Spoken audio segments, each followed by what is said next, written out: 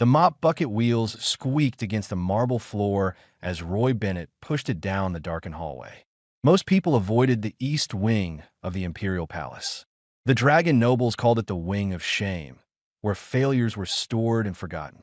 Roy called it his Tuesday route that he had been cleaning these halls for 8 years now. The job paid enough to keep a small apartment in the human quarter and put food on the table. After losing everything in the Titan Station mining collapse, Roy learned not to ask for much from life. Just steady work and a quiet place to sleep. The hallway curved ahead, lined with doors that nobody opened anymore. Dust gathered in the corners despite his weekly rounds.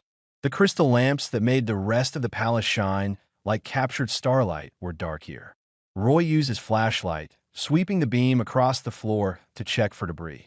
Something moved in the shadows. Roy stopped pushing his cart. He pointed the flashlight toward the library entrance at the end of the hall. The door hung half open, which was odd because he always closed it after cleaning. Through the gap, he could see scattered books on the floor that he approached carefully. The library was supposed to be empty. Everyone knew that. It had been sealed off after the prince who used it was disgraced. Roy had special permission to clean it once a month, but nobody ever went inside otherwise. The flashlight beam caught something large sprawled on the floor between two fallen bookshelves. Wings. Massive wings that dragged behind a figure reaching desperately toward a high shelf. The wings were twisted at wrong angles, the membranes torn and scarred. Roy recognized what he was seeing. A dragon. One of the Imperial family. And from the way those wings looked, one who could no longer fly. The dragon's hand stretched upward, claws scraping against the wooden shelf but coming up short. A thick book with gold lettering sat just beyond reach. The dragon made a sound, half growl and half sob, before collapsing against the floor. Roy set down his flashlight and walked over. He reached up without saying anything and pulled the book from the shelf. The cover read Ancient Techniques of Wing Restoration in both dragon script and common language. The dragon's head snapped around. Eyes like molten gold stared at Roy with shock and something close to fear. He was young for a dragon, probably not much older than a human teenager. His scales were deep blue, almost black in the dim light. The broken wings trembled as he pulled them closer to his body. "You should not be here," the dragon said. His voice was rough, like he had not used it in a long time. "Leave. Forget you saw anything." Roy held out the book. "You were trying to get this." The dragon stared at the book, then at Roy. "I said leave. I heard you." Roy set the book down within easy reach. "But you look like you needed help. I need nothing from a human janitor." The words came out harsh, but there was no real anger behind them. Just exhaustion. Roy shrugged. He picked up one of the fallen books and placed it back on a lower shelf. Then another. The dragon watched him in silence, confused by what was happening. "What are you doing?" the dragon finally asked. "Cleaning. It's my job." Roy gathered 3 more books. "This is my route. This wing is closed. Forbidden. You should not even have access. Maintenance staff go everywhere." Roy straightened a tilted shelf. Even places other people forget about. The dragon pulled the book closer to himself, protective. "You will report this.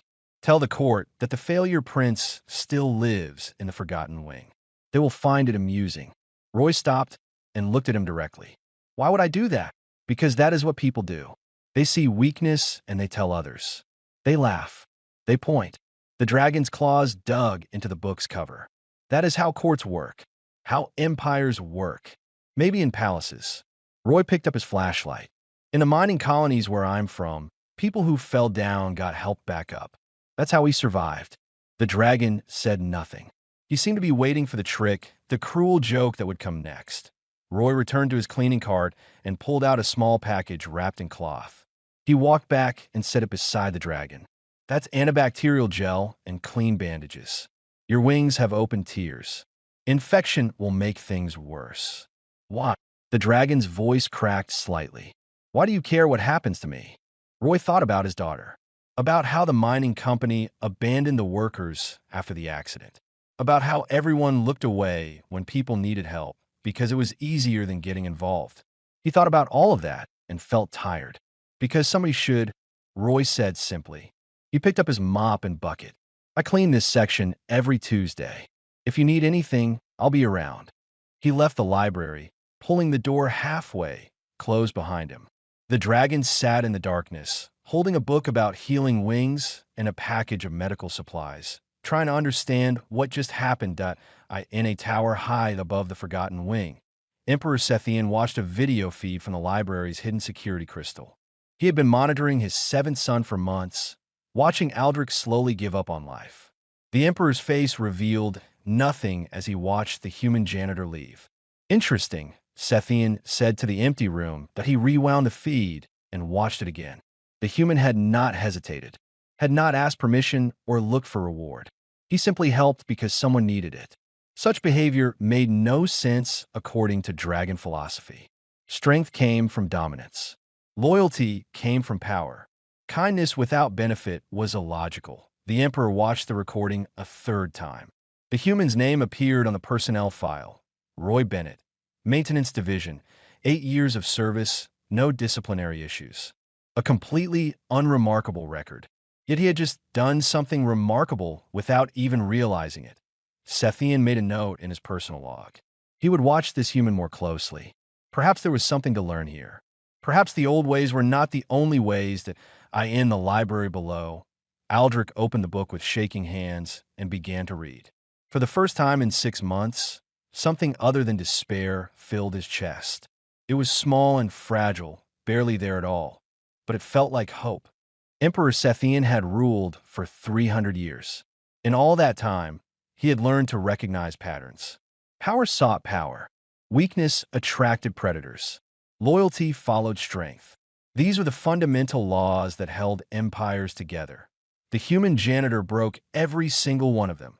Sethian watched through the observation crystals as Roy returned to the East Wing the following Tuesday. The human carried his usual cleaning supplies, but also a small bag that had not been part of his equipment before. He knocked on the library door before entering, which struck the Emperor as oddly polite given the circumstances.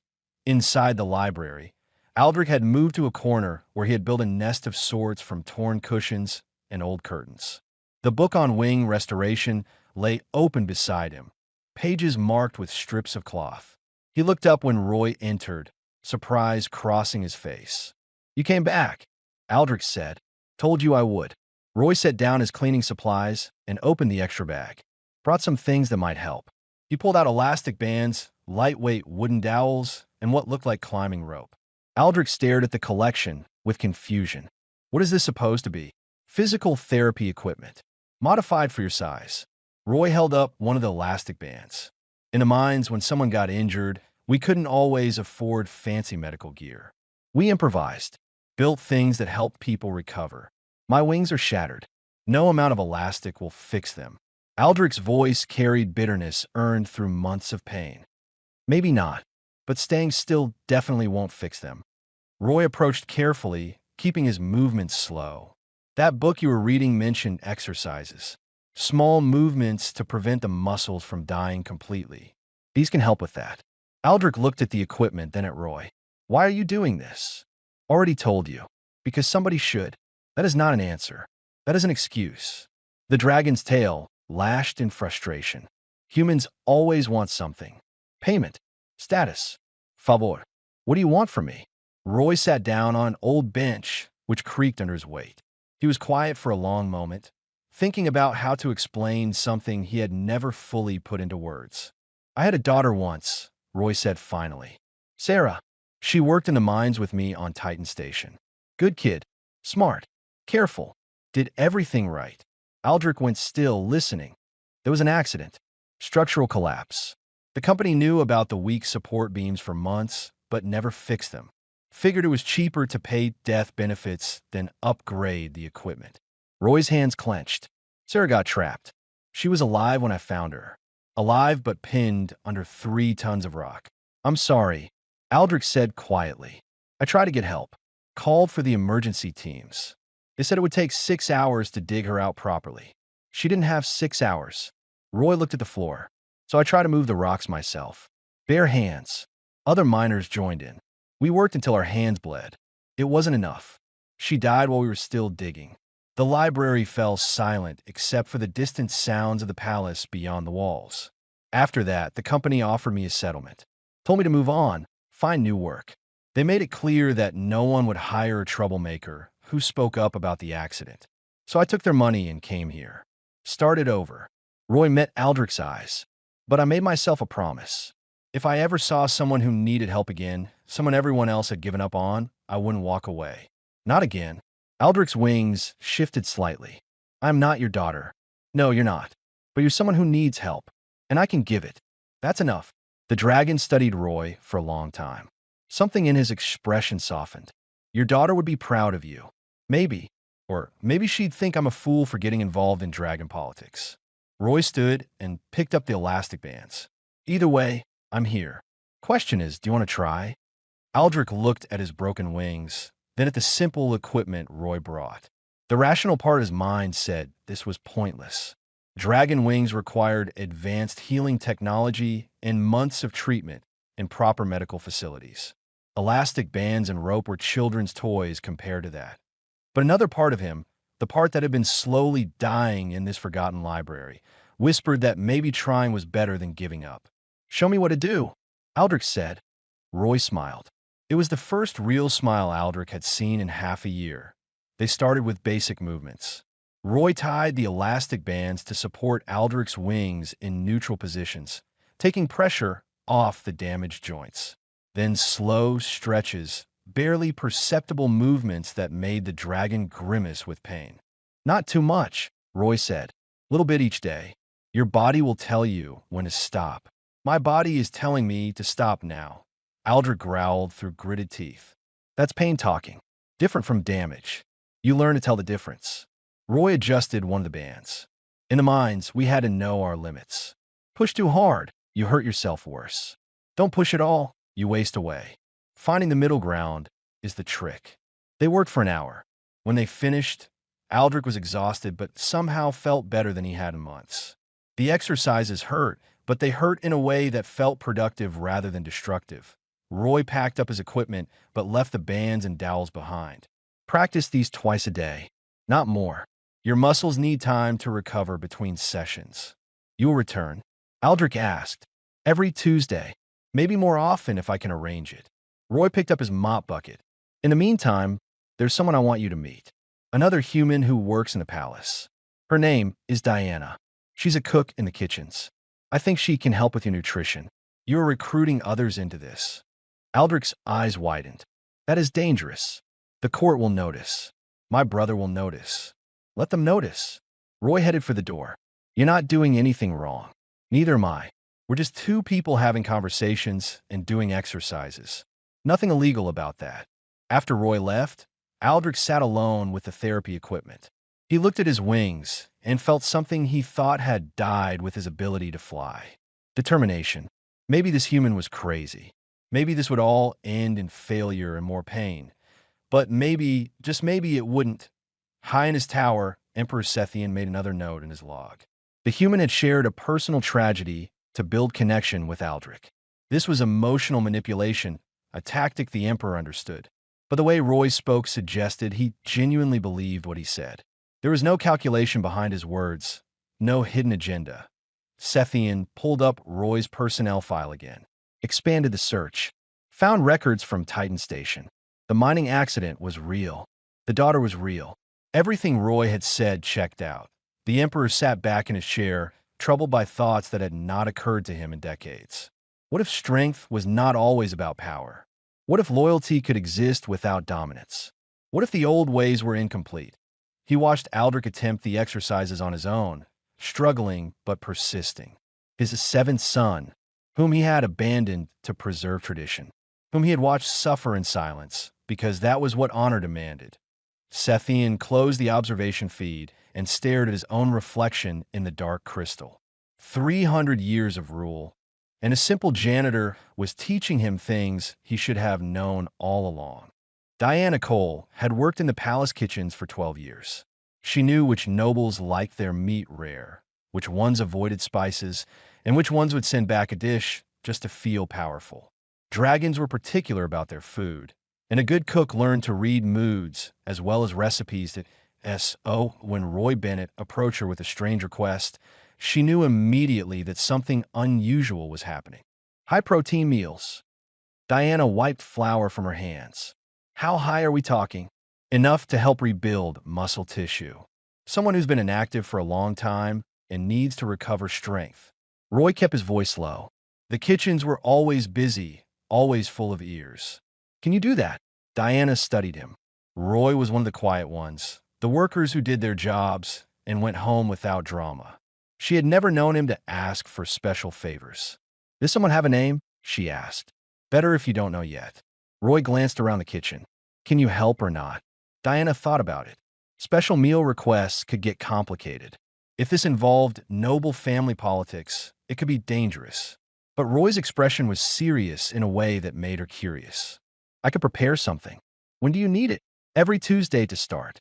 Maybe more later. Roy handed her a folded piece of paper. These are the dietary needs. I wrote down everything I could find about dragon nutrition. Diana unfolded the paper and her eyes went wide.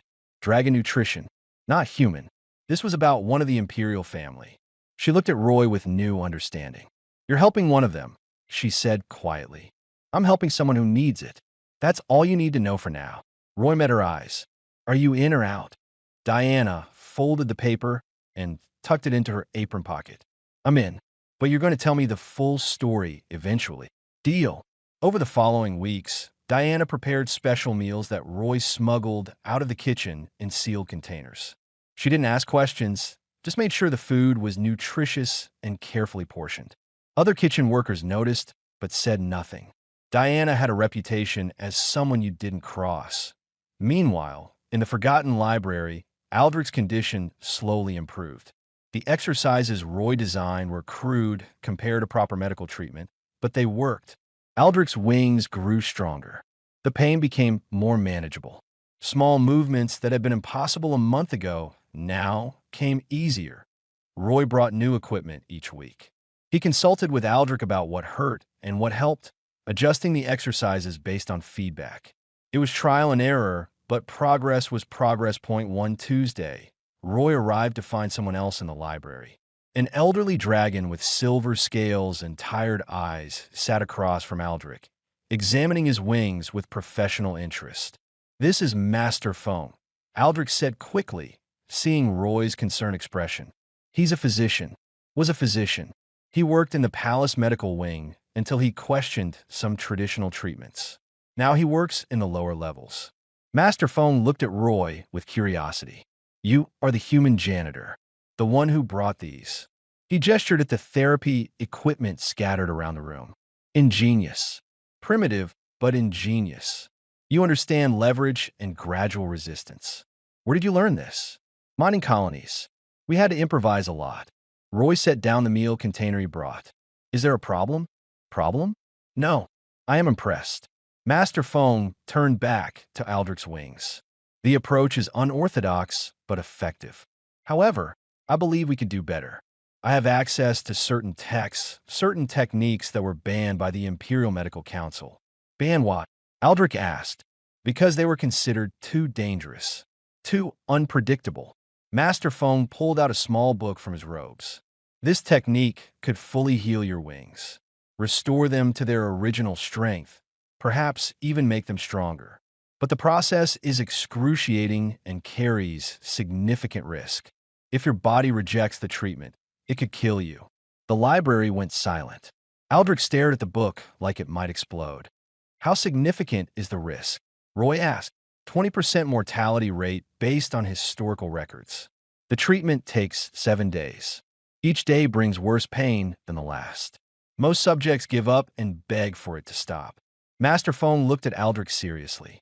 But those who survive emerge fully healed. It is the only way to repair damage as severe as yours. Aldrich's claws dug into the floor. 7 days of agony with a 1 in 5 chance of death. Those are my options. Or continue as you are, slowly improving but never truly flying again. Master Fong closed the book. The choice is yours, young prince. I merely present the possibility. Roy watched Aldrich's face. He saw fear there, but also hunger. the hunger of someone who had lost something precious and would risk anything to get it back. I need to think about this, Aldrich said. Master Fong nodded and stood to leave. As he passed Roy, he paused. You have done something remarkable, human. You have given him hope. That is often the hardest part of healing. The rest is just pain and time. After the old dragon left, Roy and Aldrich sat in silence. Diana's meal sat forgotten on a nearby table. What do you think I should do? Aldrich finally asked. Roy considered the question carefully. I think you should do what you believe is right. Not what I think. Not what anyone else thinks. This is your body, your life, your decision. That is not helpful advice. Maybe not, but it's honest. Roy stood and walked to the window. Beyond the dusty glass, the palace courtyard bustled with activity. Dragons flew overhead, their wings catching the sunlight. I can tell you what I'd do in your place. I'd try the treatment. I'd take the risk, because living half a life when a full one is possible would eat at me every single day. But I'm not you. Aldrich looked at his wings, spreading them slightly. They moved better than they had months ago, but the scars remained. The twisted bones, the torn membranes. He would never truly fly with them as they were. If I die during the treatment, what happens to you? Aldrich asked. What do you mean? The court. My brother. They will blame you. Say you killed me with your interference. Aldrich's voice was firm. You could be executed. Roy shrugged. Then I better make sure you don't die. You say that like it is simple. It's not simple, but it's worth doing. Roy turned back from the window. I've already lost one person I cared about because I wasn't strong enough to save them. I'm not losing another. If you decide to try this treatment, I'll be there. Every single day, every single hour if needed. You won't face it alone. Something broke in Aldrich's expression. A wall he had built to protect himself from more disappointment crumbled. I barely know you. You owe me nothing. Yet you speak like we are family. Maybe we are. Not by blood, but by choice. Roy picked up the meal container and handed it to Aldrich. Eat.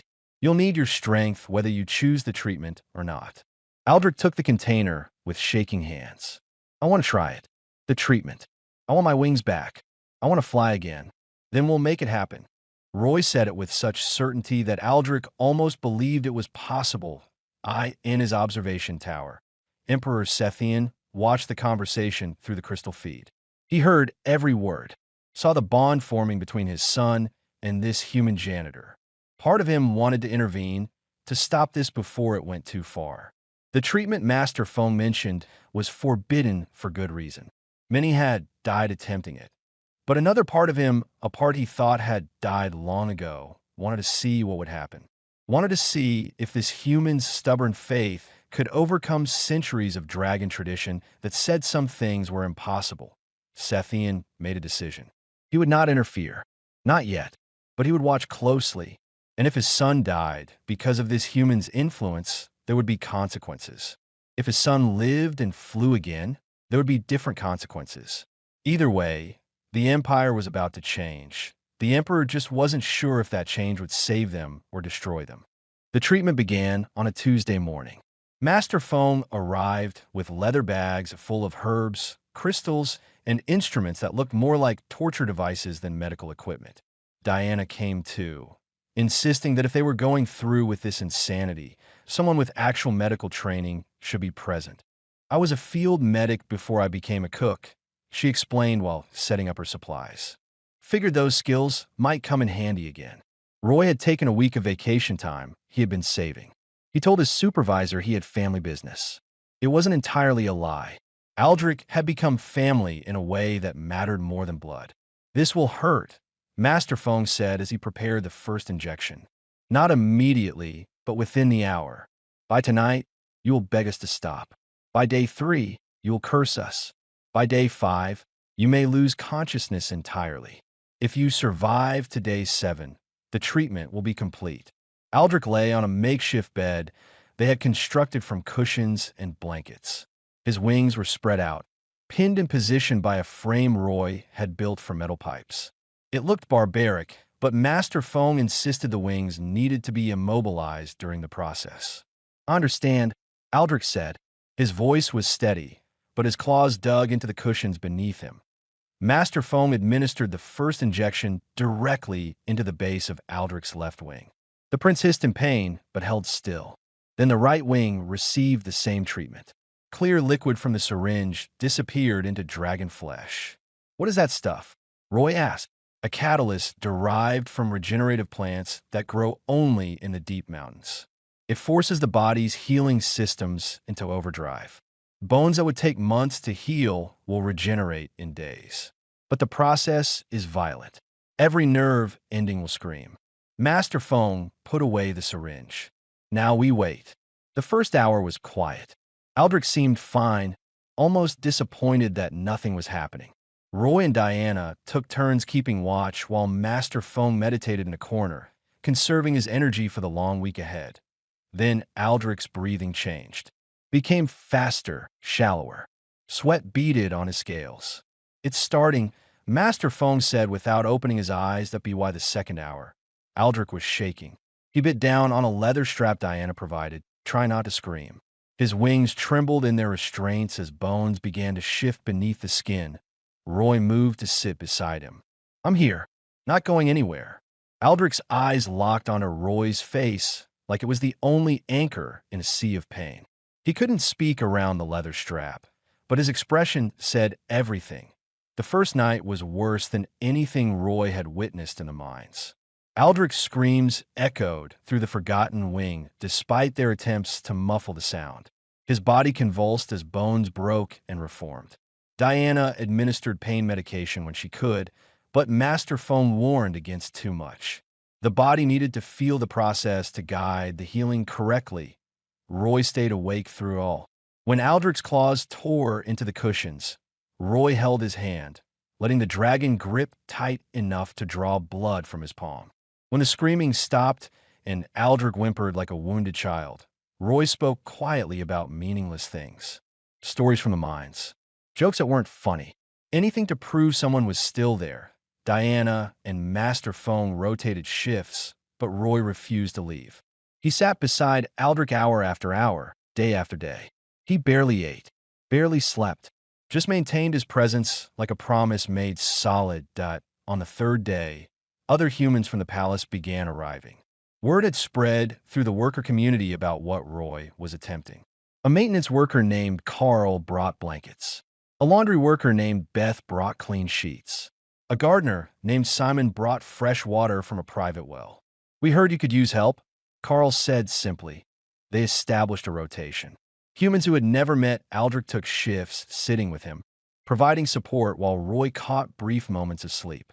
The dragon was barely conscious by this point, lost in a fever dream of agony. But whenever he surfaced, a human face was there. Someone who cared. Diana organized the effort like a military operation. She scheduled shifts, managed supplies, and kept detailed medical notes. Master Foam was impressed by her efficiency and began teaching her dragon physiology so she could help with treatments. On the fourth day, Crown Prince Vulcan learned what was happening. He sent guards to the East Wing to stop the treatment. They found 20 humans blocking the library entrance. Carl, the maintenance worker, stood at the front of the group. You will move aside, the guard captain ordered. No, sir, we won't, Carl replied calmly. This is treason, interference with imperial family matters. This is helping someone who needs it. Last time I checked, that wasn't illegal. Carl crossed his arms. You won't get past us, you'll have to arrest all of us. Might be hard to run a palace with no maintenance staff, no kitchen workers, no cleaners. The guards retreated to report to Vulcan. The Crown Prince was furious, but could not act openly without admitting he wanted his brother to fail. 2D. He settled for placing restrictions on human workers instead, making their jobs harder, hoping they would give up. They did not give up. On the fifth day, Aldrich stopped screaming. He lay silent and pale, barely breathing. Master Foam checked his vital signs and shook his head. This is the crisis point. Either his body accepts the treatment and he survives, or it rejects everything and he dies. We can only wait. Roy refused to accept waiting. He leaned close to Aldrich's ear and began talking. Not about comforting things this time. He talked about the future, about flying again, about proving everyone wrong. about all the things Aldrich would do once he recovered. "You don't get to quit now," Roy said firmly. "I didn't spend a week watching you suffer, just so you could give up at the end. You're stronger than this. Stronger than the pain. Stronger than your brother. Stronger than everyone who said you were finished. So you fight. You hear me? You fight." Diana added her own voice. Then Carl. Then Beth and Simon and all the other humans who had been helping. They formed a chorus of encouragement, a wall of sound that pulled Aldrich back from the darkness that on the sixth day, Aldrich's eyes opened. He was weak, barely able to move, but alive. The fever had broken. His wings, still restrained in the frame, had stopped trembling. The bones had set in their new positions. "Water," Aldrich croaked. Diana nearly cried with relief as she helped him drink. Master Feng examined the wings carefully, checking bone alignment and tissue regeneration. His old face split into a rare smile. It worked. The treatment worked. One more day of monitoring, and we can begin rehabilitation. Roy, who had not slept properly in nearly a week, finally allowed himself to collapse into an exhausted sleep. Carl and Beth carried him to a corner and covered him with blankets. He had earned his rest that on the seventh day. Master Feng removed the restraints from Aldrich's wings. The prince slowly folded them against his back. There was still pain, still stiffness, but the bones were whole. The membranes had regenerated. Scars remained, but they were battle scars now, proof of survival rather than symbols of defeat. "How do they feel?" Diana asked. Aldrich carefully extended one wing, then the other. They responded smoothly, without the grinding resistance that had plagued him before. He spread them fully, feeling the air catch in the membranes. "Like they're mine again," he said quietly. High in his tower, Emperor Sethian watched his son spread wings that should have remained broken forever. Watched the humans celebrate a victory that should have been impossible. The emperor stood from his throne and walked to the window. Looking down at the palace below, something fundamental had changed. He could feel it in the air, see it in the way humans and dragons looked at each other in the courtyards.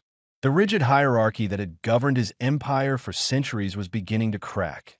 Sethian did not know if this was progress or catastrophe, but he knew he could no longer simply watch. It was time to act, time to test whether this human's influence would save his empire or destroy it. He summoned his herald and began composing a challenge that would force everyone to choose sides. The imperial summons arrived 3 days after Aldrich completed his treatment. A herald in formal robes appeared at the library entrance, flanked by palace guards. He unrolled a scroll and began reading in a voice that carried through the halls. "By decree of Emperor Sethian, seventh son Prince Aldrich is hereby challenged to demonstrate his worthiness to return to the imperial family. He shall fly from the courtyard floor to the peak of the central spire without pause or assistance. He has 3 moon cycles to prepare. Success will restore his full status and title. Failure will result in permanent exile to the outer colonies." The scroll was sealed with the emperor's personal mark. There was no refusing it. No negotiating. Aldrich stared at the document like it was a death sentence. 300 meters, he said after the herald left. "The central spire is 300 meters tall. How far can you fly now?" Roy asked. "I don't know. 20 meters before my wings tire? Maybe 30. Aldrich paced the library, his newly healed wings dragging behind him. The treatment healed the structure, but the muscles are weak. 3 moon cycles is not enough time to build that kind of endurance. Diana checked her calendar. 3 moon cycles gives us about 80 days. That's a lot of training time. For a human, perhaps. Dragon wings require years to develop proper strength after this kind of injury. Aldrich sat heavily. My father knows this. He has given me false hope before final exile. Roy said nothing for a long moment. He walked to the window and looked out at the central spire. It gleamed in the afternoon sun, impossibly tall and straight. A monument to dragon power and pride. Then we better start training today, Roy said. No time to waste feeling sorry for ourselves. Over the next week, they converted a large empty hall near the library into a training space. Roy designed a progressive system using his mining engineering knowledge. Weights and pulleys to simulate flight resistance. platforms at various heights to practice takeoffs and landings. Even a large fan borrowed from the maintenance department to create wind resistance. The human worker community rallied again. Carl and his crew built the training equipment.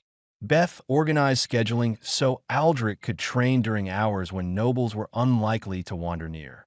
Simon created a private garden space where Aldrich could practice outdoor flights without being seen. Aldrich trained every day. Short flights at first, barely making it across the hall before exhaustion hit. Roy pushed him to continue even when every muscle screamed. Diana monitored his nutrition and recovery, adjusting meals to maximize muscle development. Master Phone taught breathing techniques to increase stamina. Progress was slow. After 2 weeks, Aldrich could fly 50 meters. After 4 weeks, 100 meters. But the gains were getting harder. His wings grew stronger, but the central spire remained impossibly far above them. "I'm not going to make it," Aldrich said one evening after a particularly difficult training session. He lay on the floor, wings spread out, breathing hard. "The math doesn't work. My improvement rate won't get me to 300 meters in time." Roy sat beside him. "Math doesn't account for everything. Humans break mathematical predictions all the time. We call it determination. Determination doesn't change physics." "No, but it changes what you're willing to endure to overcome physics." Roy handed Aldrich a water bottle. "Besides, we have something your father didn't account for." "What's that?" "Innovation." Roy pulled out a notebook filled with sketches. "I've been thinking about the problem wrong. We don't need to make you strong enough to fly 300 meters. We need to make the flight easier." He showed Aldrich the drawings. They depicted the central spire with wind patterns marked at different heights. Thermal updrafts, pressure zones, places where the tower itself created artificial currents. The spire isn't just an obstacle. It's a tool. If you use these air patterns correctly, you can ride them upward. Let the wind do half the work. Roy pointed to specific areas. "Here and here. These spots will give you lift. You'll need to spiral rather than fly straight up, but it cuts the actual wing work by nearly 40%. Aldrich studied the drawings. "How did you figure this out?" "Watchbirds. Talked to some human pilots who work the cargo ships. Asked a lot of questions." Roy grinned. "Turns out humans have spent a lot of time studying flight, since we can't do it naturally. We had to get creative." They adjusted the training program to focus on spiral flight patterns and using air currents. Aldrich practiced in the outdoor garden space, learning to feel the wind and trust it to carry him. It was counterintuitive for a dragon, whose instinct was to power through obstacles, but gradually Aldrich adapted 0.6 weeks before the challenge. Crown Prince Vulcan made his move. Aldrich's food was poisoned. Not enough to kill, but enough to make him violently ill. Diana discovered the contamination when she noticed the smell was off. Master Phone identified the toxin and treated it, but Aldrich lost 4 days of training to fever and weakness. "Your brother is scared," Roy said as Aldrich recovered. "He wouldn't sabotage you if he thought you'd fail on your own. He's smart to be scared. If I succeed, I become a threat to his position." Aldrich coughed, his throat still raw from the poison.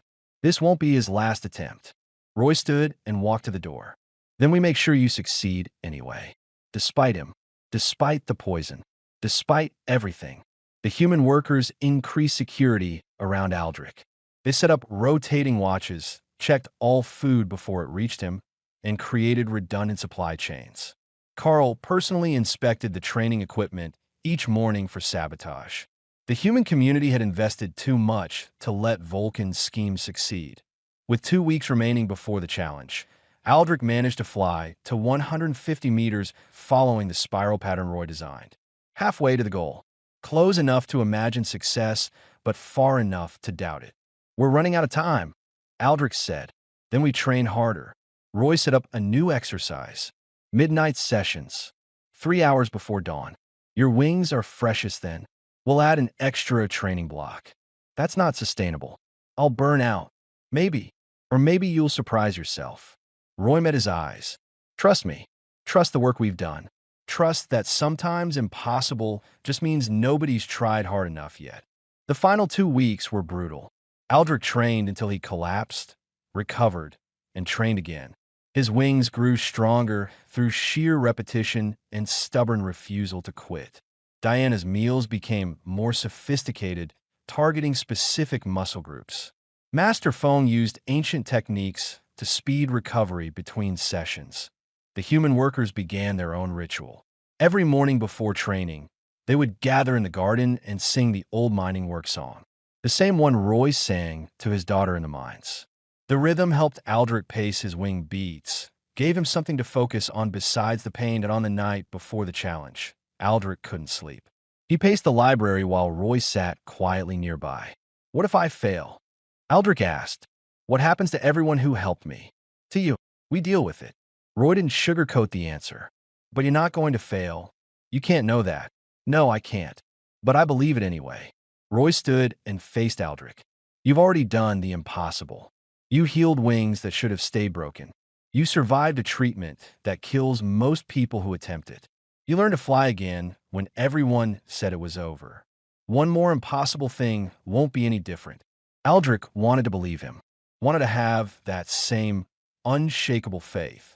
"Why do you believe in me so much?" "Because somebody has to, and because you're worth believing in." Roy put a hand on Aldrich's shoulder. "Now get some sleep.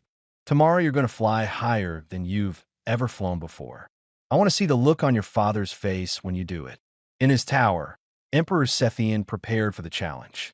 He had watched Aldrich's training through the observation crystals, watched the humans rally around his son, watched impossible become possible through nothing more than determination and cooperation.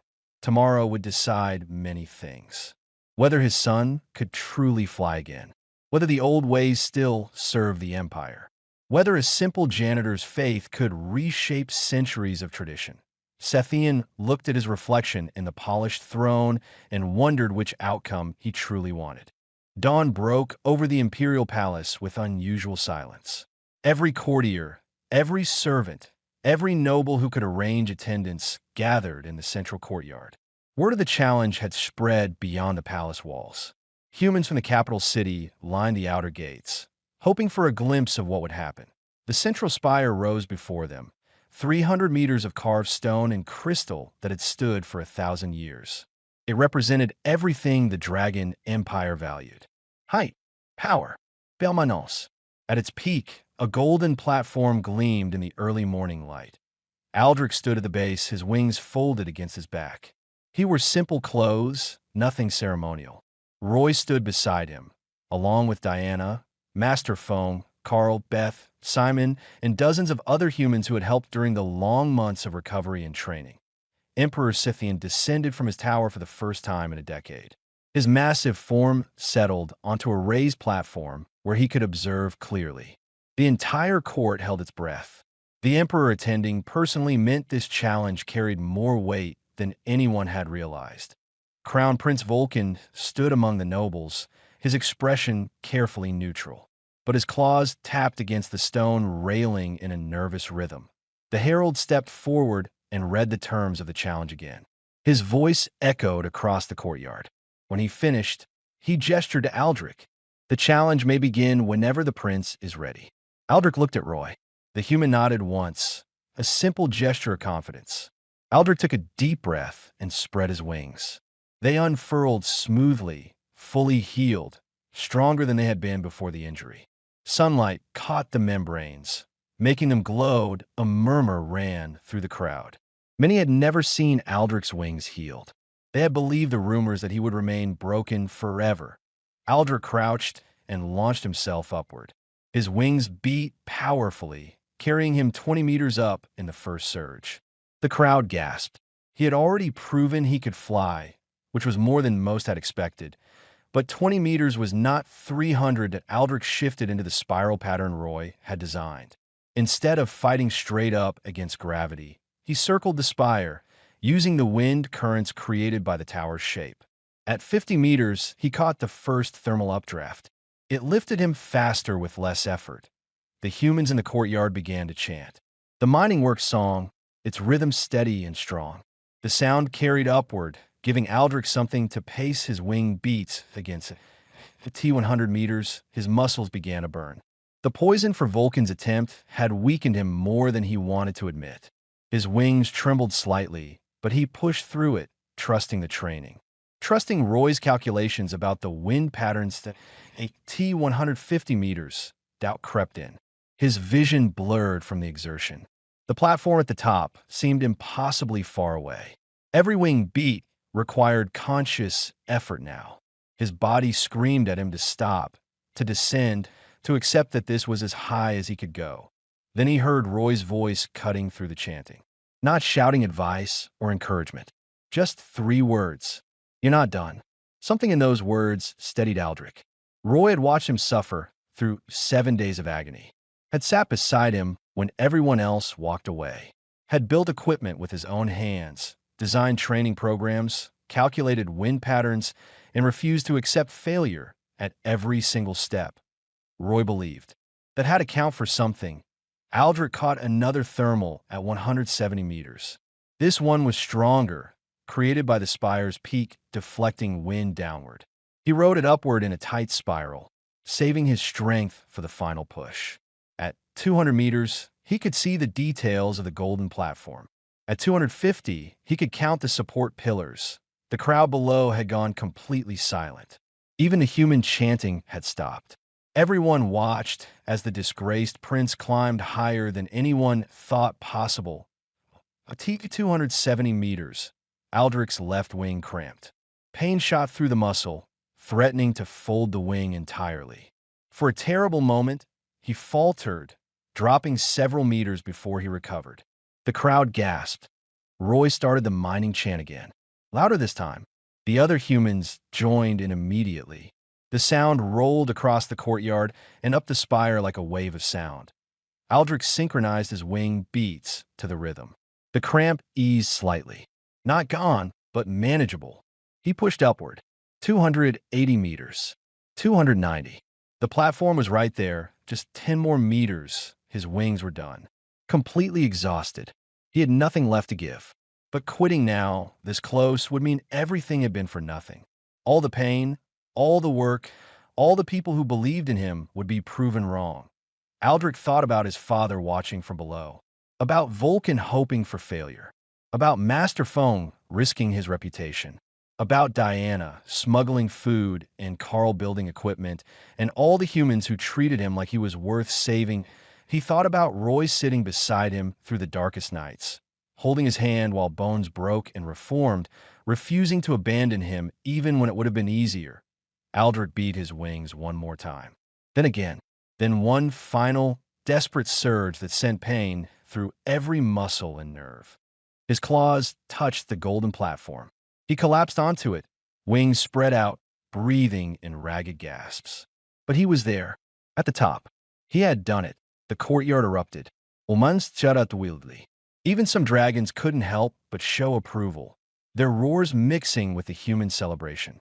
Roy stood with his hands clasped together, not cheering, but smiling with quiet satisfaction. Emperor Sethian rose from his platform. He spread his own massive wings and flew up to the spire peak in a single powerful surge. He landed beside Aldrich, looking down at his 7th son who lay exhausted but victorious. Stand, Sethian commanded. Aldrich struggled to his feet, swaying slightly.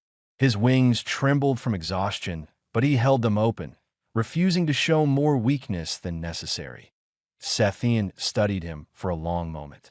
Then he spoke, and his voice carried down to the courtyard through magic that amplified it for all to hear. I have ruled this empire for 3 centuries. I have followed the old ways because they brought us strength and stability. I believe that weakness had no place in the dragon bloodline, that those who could not maintain perfection should be cast aside. He paused. I was wrong. The court gasped. The emperor admitting error was unheard of. This is not a story of a dragon prince who recovered. This is a story of a human janitor who saw someone suffering and chose to help for no reason except that it was right. Sethian looked down at Roy in the courtyard. The old ways would have let my son die in darkness. Human ways gave him light instead. Sethian turned back to Aldrich. You are restored to your full status as prince of this empire. But more than that, you are appointed as ambassador to human relations. You will work to ensure that the cooperation and compassion you receive becomes standard rather than exception. Aldrich bowed, nearly falling from exhaustion. Sethian caught him with one wing. Rest, my son. You have earned it. As Sethian flew Aldrich back down to the courtyard, palace guards moved through the crowd. They arrested Crown Prince Vulcan on charges of attempted assassination and poisoning. Evidence that had been gathered over months was finally presented publicly. Vulcan's careful plotting had been watched and documented all along. Roy watched the guards take Vulcan away. Justice, finally. But it felt hollow compared to the real victory. Aldrich was alive, healed, flying again. That mattered more than any political outcome. Sethian landed in the courtyard and set Aldrich down near Roy.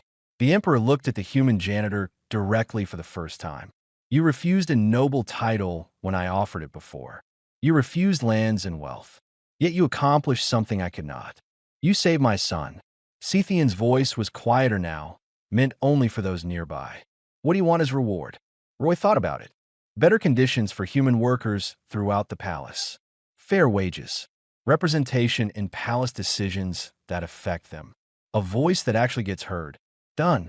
What else? Nothing else. That's enough. Sethian stared at him. You are either the wisest human I have ever met or the most foolish. Maybe both. Roy shrugged. I just wanted to help someone who needed it. Everything else is extra. Over the following weeks, changes swept through the palace. Human workers received pay increases and better housing. A council was formed where human representatives could voice concerns directly to dragon leadership. Medical techniques that blended dragon tradition with human innovation were developed and shared. Aldrich took his new role seriously. He met with human communities throughout the capital, listening to their needs and concerns. His reputation grew not as a dragon prince, but as someone who understood suffering and chose to prevent it in others. Master Phone was restored to his position and given funding to research previously forbidden medical techniques. Diana became head of cultural exchange programs, bringing human and dragon perspectives together through the universal language of food. Roy returned to his janitor duties by choice. He was offered promotions repeatedly and turned them all down. He preferred his quiet routes through the palace, checking on forgotten corners and finding people who needed help. One evening, Aldrich found Roy in his usual East Wing hallway, pushing his cleaning cart and whistling the old mining song. You know you don't have to do this anymore, Aldrich said. You could have any position in the palace. I know, Roy emptied avastibin, but someone needs to take care of the places everyone forgets. Besides, I like this work. It's honest. Aldrich walked beside him for a while in comfortable silence. Their friendship had become legendary throughout the empire. Songs were written about it, stories told to children. The prince and the janitor who proved that worth had nothing to do with birth or status. I never properly thank you, Aldrich said finally, for everything you did, for believing in me when no one else would. You don't need to thank me. Seeing you fly again was thanks enough. Roy smiled. Besides, you do the same for someone else now. That's what matters. Passing it forward. I would, because of what you taught me. Aldrich spread his wings briefly, feeling the air catch in them. These wings work because of you. But more than that, I learned what real strength looks like. It's not about dominating others. It's about lifting them up. Roy nodded. Your father is learning that too. Slowly. But he's learning. They reached the end of the hallway. Aldrich prepared to fly off to his evening duties. But he paused and looked back at Roy. Same time next week? I thought we could have dinner together. Diana is making something special. I'll be there. Roy waved as Aldrich took flight. In his tower, Emperor Sethian watched the exchange through his observation crystals. He no longer watched from judgment, but from curiosity. Every day, he saw new examples of human compassion affecting dragon culture. Every day, the empire changed a little more. The old ways had brought stability, but they had also brought stagnation. These new ways, these human ways, brought chaos sometimes, but they also brought growth, innovation, hope. Sethian turned away from the crystal and looked at his reflection in the polished throne. 300 years of rule, and he was still learning, still changing. Perhaps that was what real wisdom looked like. Not being perfect, but being willing to admit imperfection and grow beyond it. The Emperor smiled, something he had not done in decades. The future was uncertain, but for the first time in a long time, he welcomed that uncertainty. Because uncertainty meant possibility, and possibility meant hope. Down in the forgotten wing that was no longer forgotten, Roy continued his rounds, whistling as he worked. Just a janitor doing his job. Just a human who saw someone who needed help and chose not to walk away. Just someone who proved that the smallest acts of kindness could reshape empires.